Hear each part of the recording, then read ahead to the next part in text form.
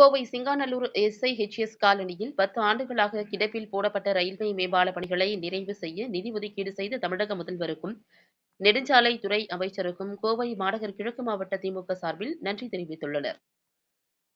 Kovai Singanallur SIHS காலனியில் 10 ஆண்டுகளாக கிடப்பில் போடப்பட்ட ரயில்வே மேம்பால பணிகளை நிறைவு செய்ய நிதி ஒதுக்கீடு செய்யப்பட்டுள்ளதாக நெடுஞ்சாலைத்துறை அமைச்சர் ஏவாவேலு தெரிவித்தார். இதுகுறித்து சிங்காநல்லூர் திமுக முன்னாள் சட்டமன்ற உறுப்பினரும் மாநகர் தெற்கு மாவட்ட பொறுப்பாளருமான கார்த்திக் கூறுகையில், 2010ஆம் ஆண்டு திமுக ஆட்சியில் இருந்தபோது தமிழக முதல்வர் Kalaignar Kovai Singanallur SIHS colony railway மேம்பால பணிகளை தொடங்குவதற்கு நிதி ஒதுக்கி அரசாணை வெளியிட்டார்.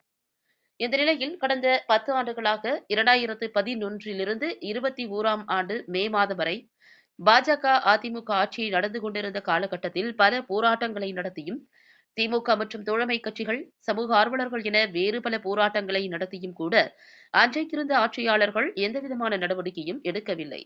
இந்த நிலையில் திமுக தலைவர் மு.க.ஸ்டாலின் முதலமைச்சர் பொறுப்பினை 140 தினங்களுக்கு முன் பொறுப்பேற்றார். 140 தினங்களுக்குள்ளாக கடந்த 25ஆம் தேதி சுமார் 29,37,87,910 கோடி ரூபாய் நிதி ஒதுக்கி அரசாணையை தமிழக முதலமைச்சர் வெளியிட்டுள்ளார். இது உண்மையிலேயே அந்த பகுதி மக்களுக்கு மிகப்பெரிய சந்தோஷத்தையும் மகிழ்ச்சியையும் அளிக்கிறது. நேற்று கோவைக்கு வருகை தந்த நெடுஞ்சாலைத்துறை அமைச்சர் இந்த அறிவிப்பை செய்தியாளர் சந்திப்பில் வெளியிட்டார்.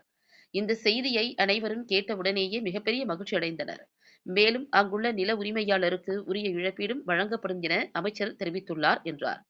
மேலும் கோவை மாநகர் கிழக்கு மாவட்ட திமுக சார்பில் தமிழக முதல்வருக்கும், நெடுஞ்சாலைத்துறை அமைச்சருக்கும் நன்றி தெரிவித்துக் கொள்வதாக தெரிவித்தார்.